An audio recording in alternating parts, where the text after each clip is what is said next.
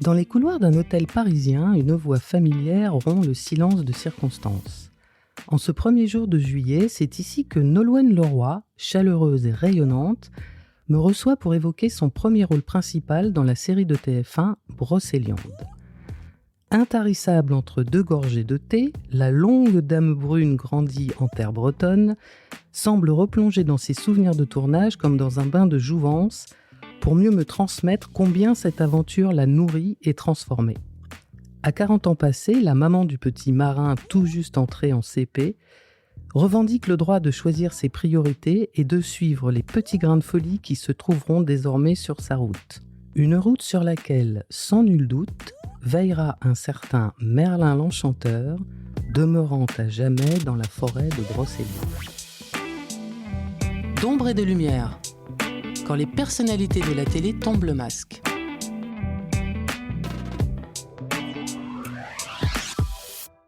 Eh bien, bonjour Nolwenn Leroy, je suis ravie de t'accueillir dans ce podcast. Merci beaucoup, bonjour. À l'occasion donc d'une actualité qui s'appelle Brocéliande, qui va être, ne nous le cachons pas, la série événement sur TF1. Je l'espère. Je l'espère. C'est... Je le signe. Donc, comme ça, en préambule, je voulais savoir forcément, est-ce que ce désir de jouer la comédie, c'est quelque chose en fait qui t'effleurait depuis longtemps ou c'est une opportunité qu'on t'a proposée ? Non, ça m'effleurait depuis longtemps. Après, l'opportunité aurait pu se présenter, enfin, s'est présentée avant, en fait. Bien avant, dans mon parcours, depuis 20 ans, j'avais eu des propositions, mais c'est vrai que il y a plein de choses qui entrent en considération. Il y a le timing, il y a le sens, et puis il y a c'est vrai que pour moi c'était le bon moment, ça c'est certain, parce que album tourné, je pouvais pas m'engager dans une aventure comme celle-ci sans me préparer, sans prendre le temps de me préparer. Donc le timing est réel. Le sens, parce que j'aime donner du sens à tout ce que je fais, donc je me fais souvent un peu des nœuds dans la tête par rapport à ça, mais c'est important pour moi, par respect pour le public et pour moi, tout doit avoir un sens. C'est sûr que c'est pas opportuniste, j'aurais pu le faire bien avant. C'est clair. J'ai attendu le bon moment aussi où je me sentais en phase avec ce que j'avais envie de donner, ce que je pouvais, ce que je me sentais capable de donner à ce moment-là, parce que je suis souvent dans le doute, et surtout dans ma musique, et je suis pas la fille qui se lance comme ça sans réfléchir. Après, quand je me lance à corps perdu, ce que j'ai fait dans cette aventure. Mais parce qu'encore une fois, c'était le bon moment. Et c'est ça, la réalité.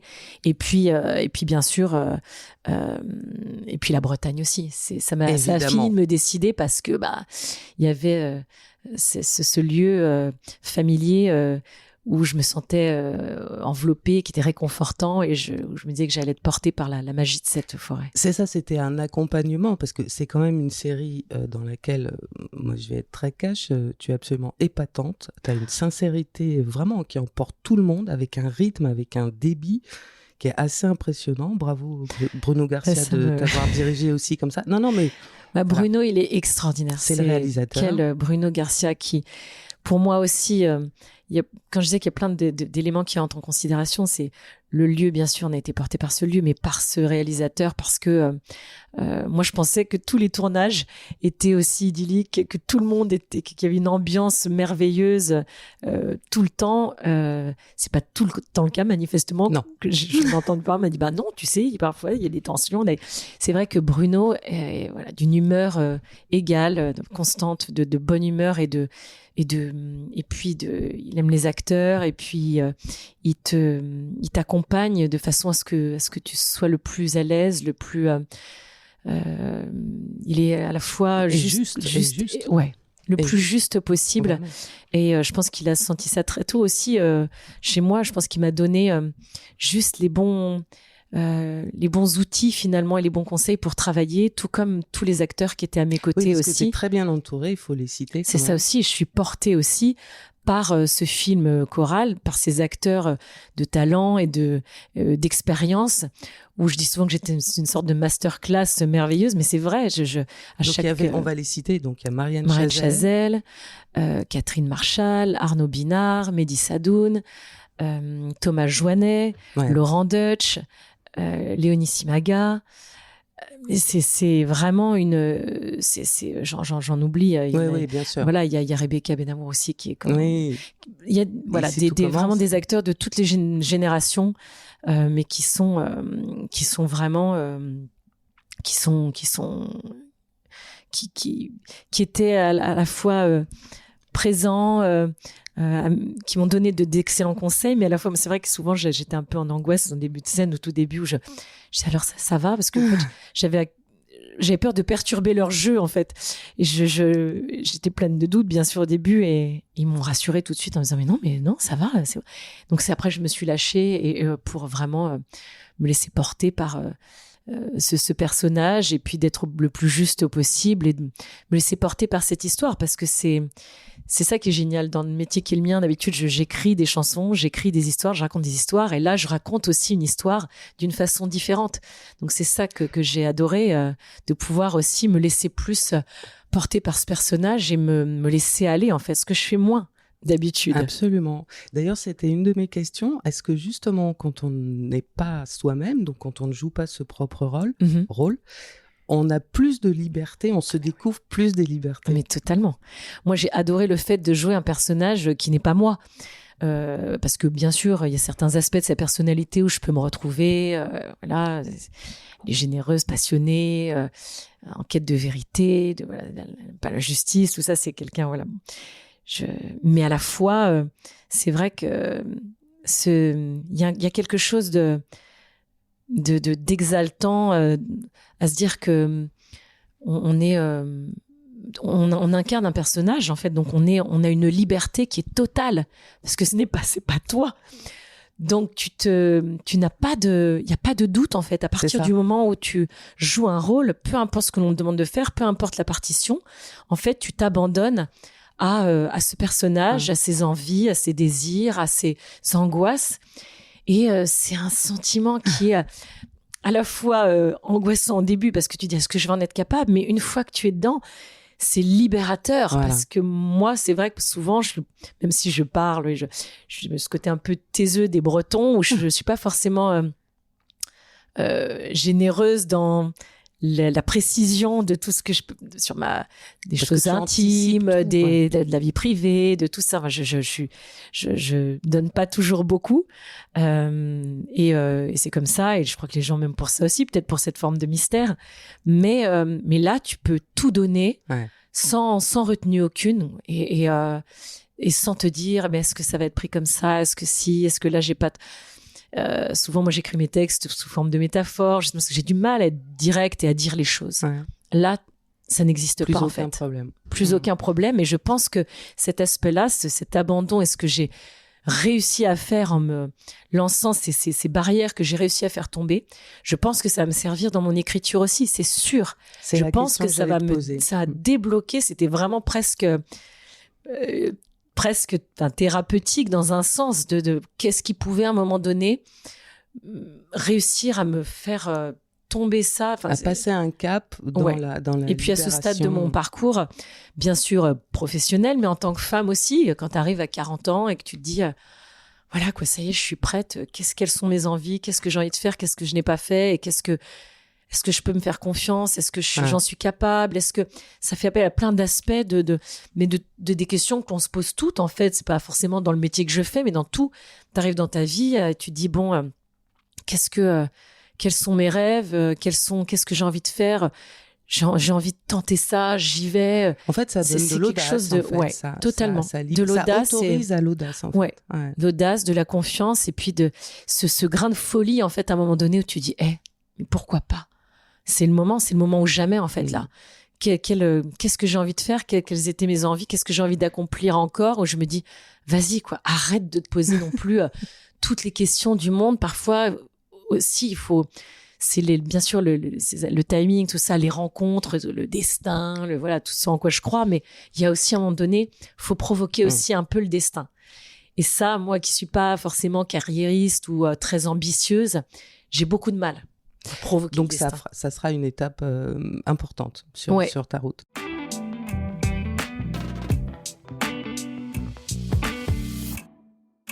Il y a une question que je me posais, évidemment, quand tu es arrivée sur le plateau, forcément, tu étais un peu au centre des regards, comme c'est le cas finalement depuis le début de ta carrière. Est-ce que ça, on s'y habitue? On arrive à se délester de ce regard sans arrêt de l'autre sur soi-même? En plus, c'était un peu violent, moi, en plus, la façon dont c'est arrivé.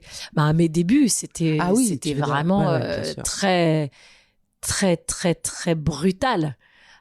Ce regard-là, c'était pas l'arrivée, on va dire, progressive d'un artiste. C'était vraiment un révélateur et un accélérateur dingue dont j'ai payé le prix par la suite pendant de nombreuses années.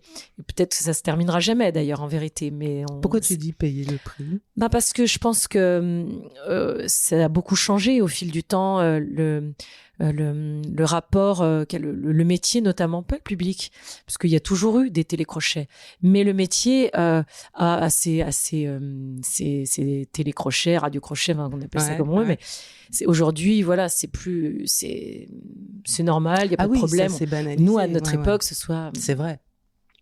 Mais Jennifer, moi, on sent que ce regard-là et cette chance que l'on nous a donnée à ce moment-là, on a dû on a essuyé les plâtres après, par la suite, pour justement avoir toujours cette sensation. Je pense, je ne vais pas parler pour Jen, mais sincèrement, moi, j'ai ressenti tellement fortement, forcément, on l'a tous ressenti, cette sensation de devoir toujours prouver que l'on mérite, en fait, que l'on mérite ce que l'on a, cette chose d'être là, alors que moi, je venais du conservatoire, que j'étais musicienne, enfin, je veux dire, ça n'a pas de sens, mais qu'on mérite. Et c'est vrai que c'est quelque chose qui est dur aussi, le fait en France, le fait de passer... je dis d'avoir attendu aussi longtemps, c'est peut-être aussi pour ça, parce que j'ai mis tant de cœur et tant de passion à me dire que d'être reconnue par ses pairs, d'écrire ses chansons pendant 20 ans, que pour moi, il n'y avait pas de place à un autre exercice, à faire autre chose. En fait, c'était pas un sujet. Je voulais pas qu'on se dise mais elle se disperse, elle fait d'autres choses, elle touche à tout. Ça, c'était pas. Donc c'était pas un sujet pendant toutes ces années. Et aujourd'hui, je me suis sentie aussi la liberté de me dire arrête de courir aussi après quelque chose de cette validation de quelque chose qui absolument acquise quand même. Ouais, mais dans ma tête, je sais pas. Et je me suis dit allez, c'est bon. En fait, de se dire ça, c'est pas constructif à un moment donné. C'est pas. Vas-y. Surtout que si au départ ça vient pas de toi. Et puis on est dur aussi avec après aussi les chanteuses qui jouent aussi, ça c'est encore un autre sujet, mais c'est aussi une réalité. Donc tu as pensé à ça évidemment. Bien sûr, particulièrement en France où c'est pas un sujet dans d'autres pays, mais en France oui. Puis on est dur tout court. Donc moi finalement j'étais presque sereine par rapport à ça parce que je me suis dit non, pour moi l'enjeu au-delà de ça c'était plus ça, c'était que l'on oublie. Moi, en tant que chanteuse, c'est que c'est place au personnage. En fait, une interprète qui interprète à travers des textes et là Totalement. Qui interprète à travers une fiction finalement. Mais c'est vrai que j'ai été portée aussi par la confiance toutes des acteurs qui ont joué à mes côtés. Enfin, pour moi, c'était un témoignage. C'était merveilleux parce que c'est quand même un exercice particulier quand tu as le premier rôle qui débute et tout le monde avait à cœur. Comme lorsque l'on fait un duo qui réussit, de plus écouter l'autre que soi-même. Et c'est ça qui m'a porté, en fait. Et où je dis que ça fait appel à plein d'aspects de mon métier, finalement, ce métier d'acteur aussi. Ce moment, en fait, où tu es dans la patience aussi, et puis dans l'écoute de l'autre, en fait. Et c'est ça qui te porte et qui fait que tu joues bien. C'est que parce que t'es pas sur toi et sur ton texte, t'es sur l'écoute de l'autre. Et lorsque ce mécanisme-là se met en place, c'était parti après. Et heureusement que les scènes étaient tournées dans le désordre, d'ailleurs. Ah oui, c'est vrai. parce que, on va dire, les 3-4 premières... il y a eu un tout petit... que l'on ne ressent pas dans la série, parce que c'est forcément dans le... C'est monté au... Absolument. Et dans mais c'est vrai qu'au début, forcément, t'as le stress. C'est normal.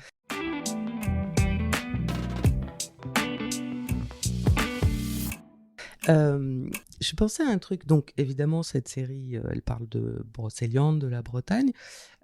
Si toi, tu devais faire un documentaire, par exemple, sur ton enfance, la partie de ton enfance que tu as passée en Bretagne, quelles images de la Bretagne, de ton enfance, tu aimerais bien mettre?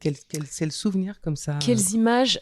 Mais moi, c'est ce que je disais justement, ce que je pensais souvent par rapport à Brocéliande, là, c'est ce qui, la Bretagne, c'est l'Armor et l'Arvor, c'est la Bretagne, c'est tout ce que l'on voit de la Bretagne souvent, et même dans les téléfilms, c'est tout l'océan, la mer d'Iroise. Mais c'est aussi tout l'intérieur des terres qui est somptueux en Bretagne, que ce soit les monts d'Arrée, que ce soit, toute voilà, le cœur de la Bretagne, la terre. Et par rapport à tes vécus en particulier, que Brocéliande, c'est le cas. Cette forêt-là, c'est vraiment. Donc moi, ça fait partie de mes souvenirs d'enfance. Maintenant, si je dois garder une image de mon enfance, c'est les journées entières à la plage. C'est les odeurs aussi, de la mer qui se retire, des algues, toute cette odeur de la Bretagne. Moi, je suis du Finistère Nord, donc et puis cette puissance aussi des éléments aussi qui fait que rien ne remplace ça pour moi. Quand je suis trop longtemps, ce qui est souvent le cas puisque je travaille à Paris et j'ai souvent besoin de me ressourcer, de revenir là-bas. Quand je descends du train ou de l'avion et que j'arrive, tout de suite, tu sens les ions. Il y a quelque chose où tu te sens tout de suite happé par cette puissance-là et tu sens que ça te requinque, que ça te recharge. C'est une émotion, en fait, qui est dingue. Mais vraiment, rien que d'en parler, ça se voit, pleurer, elle a les yeux, elle a les yeux qui parce qu'en fait, t'étais vraiment... ça te prend au corps. T'étais pénétré par ce truc-là de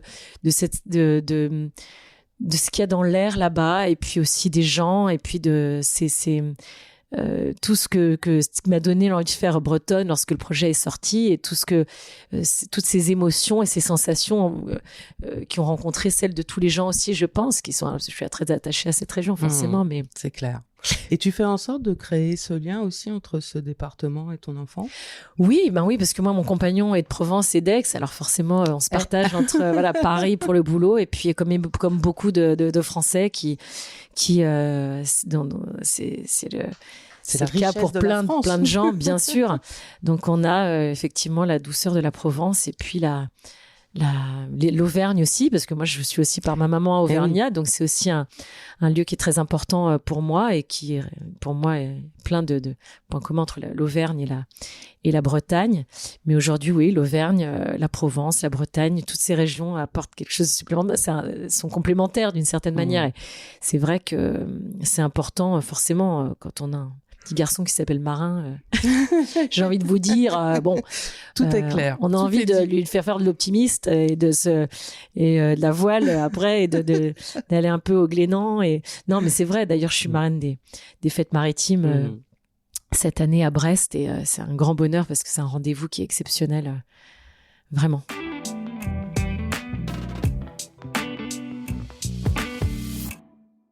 Est-ce que cette série, en tout cas quand on la voit, c'est l'envie qu'on a, t'a donné envie de récidiver, sachant qu'il y a aussi la chanson, la musique qui te compose sans jeu de mots, oui, ça prend du temps. Donc, on en est où par rapport à ça? On en est où? On en est que là, je me suis un peu...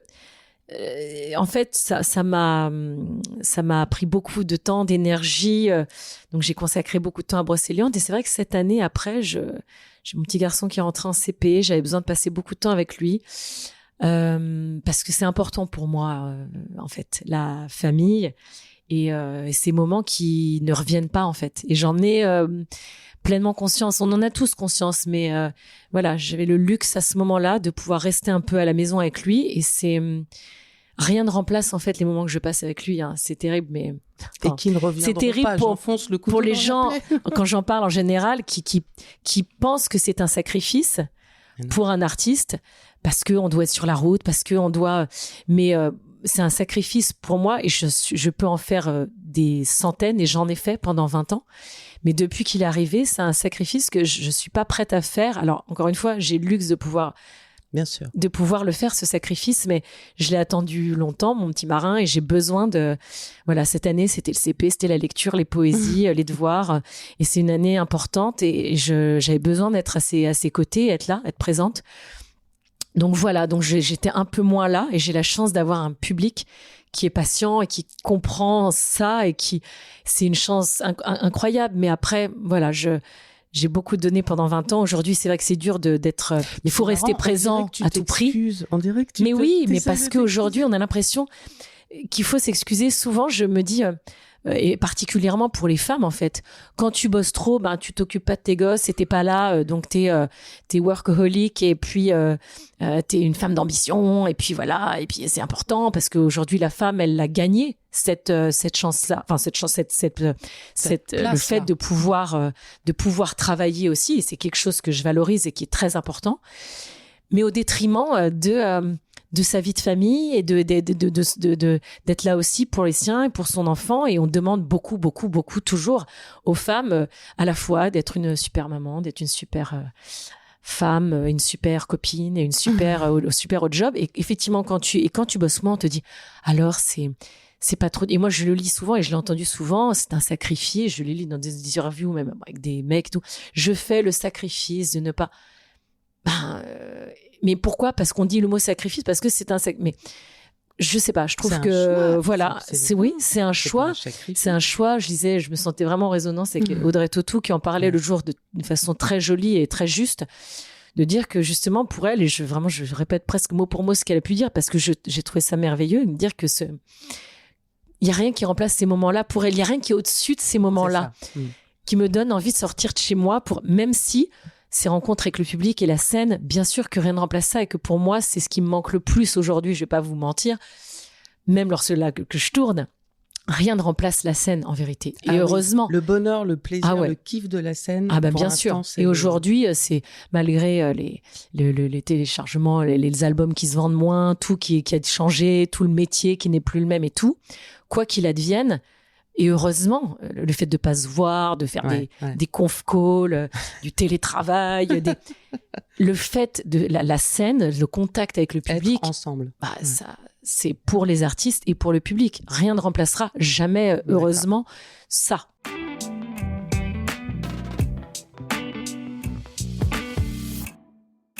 Les prochaines étapes professionnelle, une fois que justement là tu que j'aurais un peu digéré tout ça, voilà, et puis que je pourrais lier les deux en me disant que je pense que après aussi peut-être que inconsciemment j'ai attendu aussi la div de Brocéliande pour me dire ça y est, c'est pas comme si j'avais besoin de me dire d'avoir les retours, je sais pas, mais je pense que j'ai plein de potes acteurs qui me disaient ça, mais me dit tu sais c'est normal, parfois tu as besoin en fait que cette étape, particulièrement sur une première expérience, soit mais là j'ai passé des essais pour plein de nouvelles séries ou films, donc j'ai envie et puis de me remettre aussi dans ce contexte-là, de passer des essais, tout ça, je trouve c'est génial, et puis à la fois de revenir en musique rapidement, parce que voilà, c'est bien de laisser passer un peu de temps, mais bon, trop non plus. Il y a un juste milieu entre ne pas occuper l'espace à tout prix tout le temps, et que l'on ne te voit pas pendant 5 ans. Enfin, c'est quand même surtout qu'en plus il y a que les gens qui me suivent vraiment qui savaient ce qui m'occupait ces dernières années. Enfin, cette dernière année, mais les gens qui me suivent pas, je veux dire, ils se disaient ils pensaient que j'étais plus là, ce qui les dérange pas du tout dans l'absolu. Mais quand même, aujourd'hui, mine de rien, que les gens te suivent ou pas, ils sont habitués à une espèce c'est-à-dire qu'il faut occuper l'espace tout le temps et à tout prix. Et comme en plus, je ne suis pas over présente sur les réseaux sociaux, ça n'arrange pas les choses, j'ai envie de vous dire. Donc bon, mais je me soigne. Alors, écoute, ça sera le mot de la fin. Exactement. C'est un mot parfait. Être un peu plus présente, mais voilà, mais partager son temps en fonction de ses priorités. Totalement. Oui, et puis parce que c'est ça. Moi, je suis nostalgique de l'instant présent. Je suis née comme ça, et il y a comme je vous le disais, il y a des moments qu'il faut vivre et qu'il faut savourer quand ils sont là. On a savouré celui-ci, Nolwenn. Merci beaucoup. Vraiment un grand merci. Et donc, je recommande de vous retrouver Brocéliande sur TF1, entouré de plein de comédiens formidables. À bientôt. À bientôt, merci. Au revoir. Au revoir. C'était Isabelle Dombre, j'espère que cette rencontre vous a plu. Si vous en voulez plus, retrouvez tous nos entretiens sur téléloisirs.fr et sur votre plateforme de podcast préférée. À bientôt!